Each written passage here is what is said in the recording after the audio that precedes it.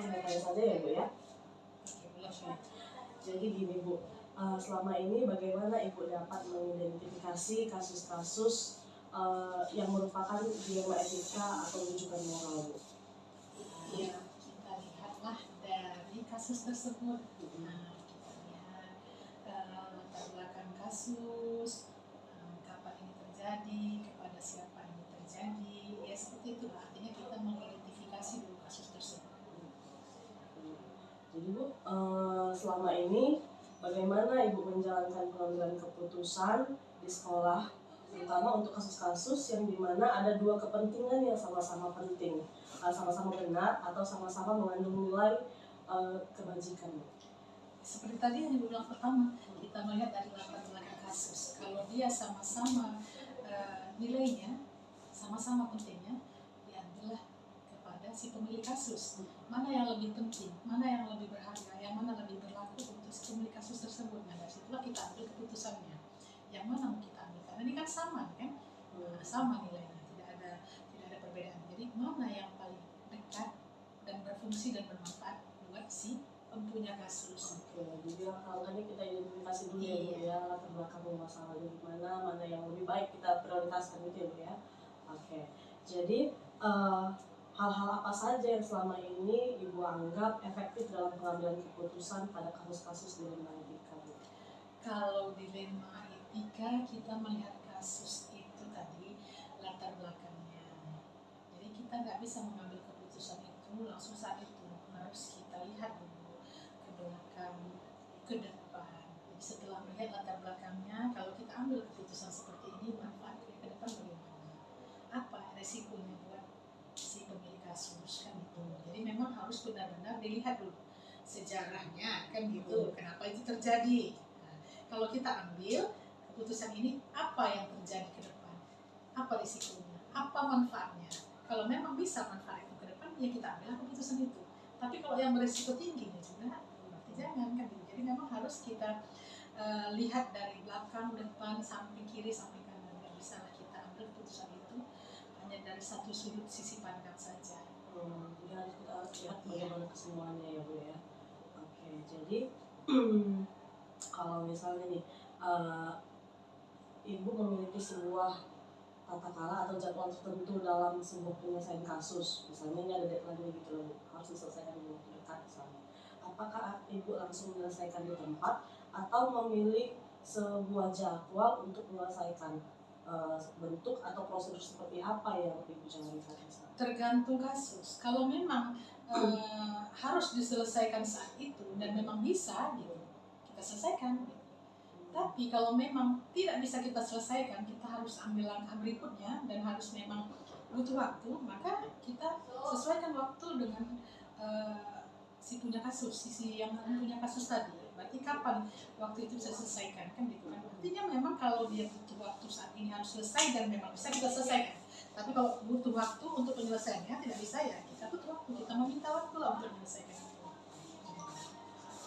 Terus apakah ada seseorang atau faktor-faktor yang selama ini mempermudah atau membantu Ibu dalam mengambil keputusan dalam kasus-kasus dilema etika?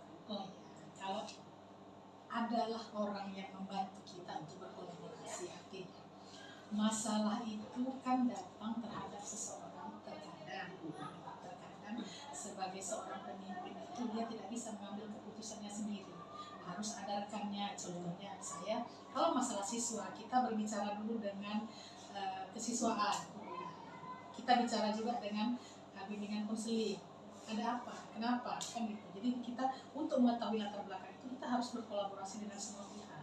Jadi memang ada orang-orang yang membantu untuk mempermudah kita dalam mengambil keputusan. Mau dikemanakan, mau diapakan, apa manfaatnya buat si anak, apa manfaatnya kalau ini dibuat bagaimana dia nanti, kalau tak dibuat bagaimana nanti. Nah, ini perlu orang-orang yang untuk mempermudah kita mengambil keputusan. Karena kalau keputusan sendiri nanti belum tentu itu benar, belum tentu itu pasti beritanya. Tapi kalau udah dikumpulkan rame-rame, berarti mereka punya berita tersendiri, kesiswaan punya. Nah ini kita satukan, maka ini jadi satu keputusan yang kuat. Harus ada data juga. Iya, datanya kita perlukan untuk itu. Nanti keputusan kita kuat, gitu ya kan. Kalau keputusan sendiri ternyata datanya nggak benar, gitu. Makanya harus ada kesiswaan, kemudian bimbingan konseling. Nanti dari orang tua kan nanti informasi dapat masuk ke PK kan gitu kan. Seperti itu, memang harus ada orang yang membantu.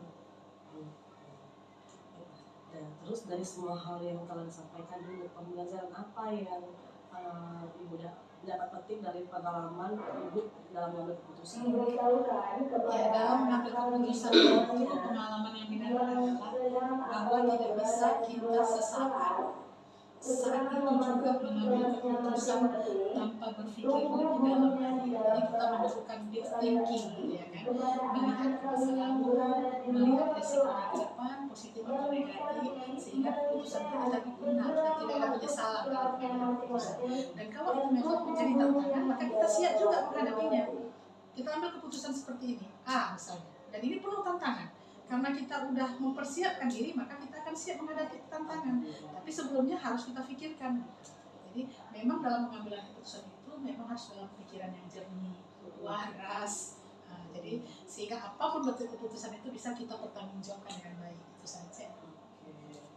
Terima kasih Bu informasinya. Jadi saya menambah pengetahuan juga dalam mengambil keputusan itu harus nggak boleh sendiri ya Bu ya, harus ada datanya, harus ada latar belakang yang kita ketahui dulu, jangan asal ambil keputusan. Dan juga terima kasih Bu untuk waktu yang sudah diberikan ya Bu. Oke, selamat pagi Bu. Selamat siang Pak Jet. Iya Bu Nelvi, ada yang bisa dibantu? Iya begini Pak, saya ini ingin melakukan wawancara mengenai pengambilan keputusan tentang dilema etika dan rujukan moral untuk tugas guru penggerak angkatan 10. Dengan senang hati Bu. Oke, terima kasih Pak. Jadi gini langsung aja ya Pak ya? Iya Bu. Ke poinnya. Oke. Selama ini Pak, bagaimana Bapak mengidentifikasi tentang kasus-kasus yang merupakan dilema etika dan rujukan moral Pak? Ya, untuk mengidentifikasi dilema etika dan rujukan moral, tentunya saya sendiri harus punya kapasitas di situ, baik itu pengetahuan tentang nilai-nilai etika ataupun moral yang diperlukan di sekolah. Tentunya kalau di sekolah itu ada namanya etika kebajikan, yang mana memang harus kita tanamkan kebajikan tersebut di lingkungan sekolah kita. Dan kalaupun nanti saya terbentur dalam menghadapi ataupun menentukan etika-etika tersebut, tentunya cara saya mengidentifikasinya adalah berkonsultasi dengan rekan-rekan guru ataupun pihak sekolah yang bisa mencari jalan keluar. Kira-kira demikian Bu.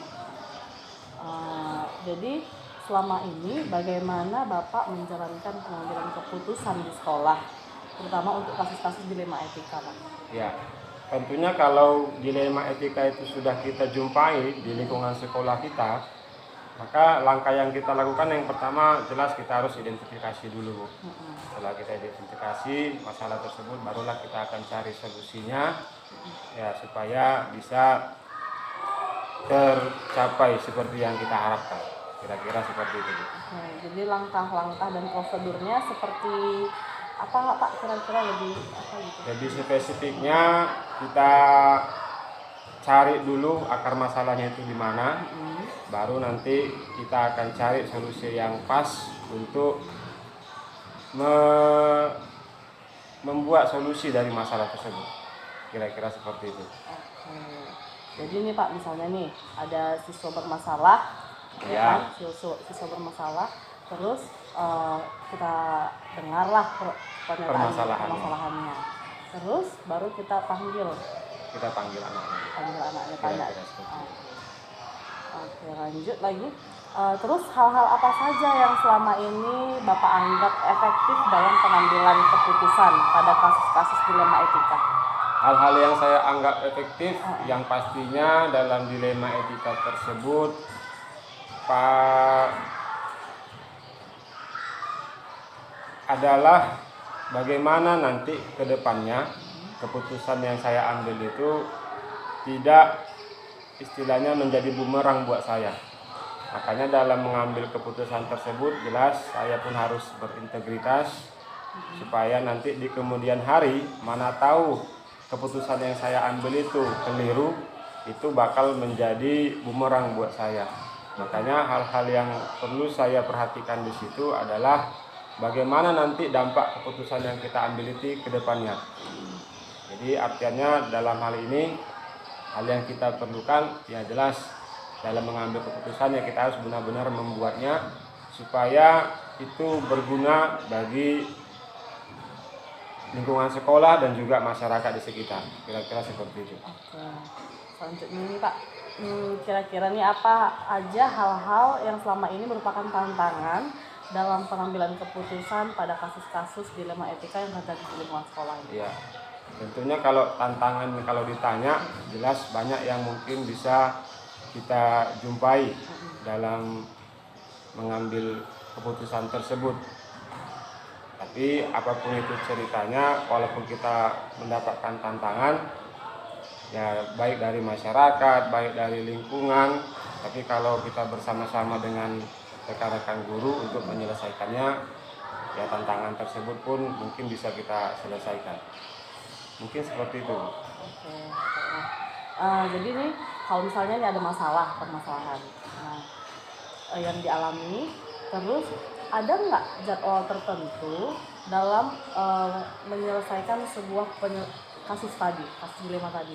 Ya, Atau ada misalnya apakah langsung Bapak selesaikan di tempat atau ada kasih jeda waktu untuk menyelesaikannya? Iya Bu, terima kasih Bu. Jadi kalau misalnya masalah itu adalah masalah yang sangat fatal, bila mana itu kita jumpai di kemudian hari, maka tentunya ya kita harus segera menindaklanjuti di tempat kejadian atau di TKP-nya seperti itu Bu. Tapi bila mana itu kejadiannya tidak begitu fatal, baik itu untuk lingkungan sekolah ataupun bagi peserta didik, mungkin kita akan mengambil waktu yang tepat untuk membimbing anak tersebut jika kita jumpai bermasalah, supaya kita berikanlah etika kebajikan kepada anak tersebut. Oke.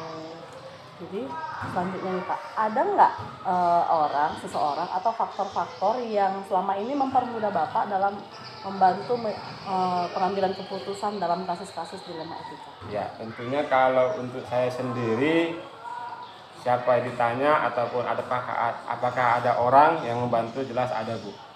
Ya, dari saya sendiri juga harusnya, demikian juga dari rekan-rekan yang ada di sekolah. Kalau misalnya permasalahan di sekolah ya rekan-rekan di sekolah lah gitu ya. Oke.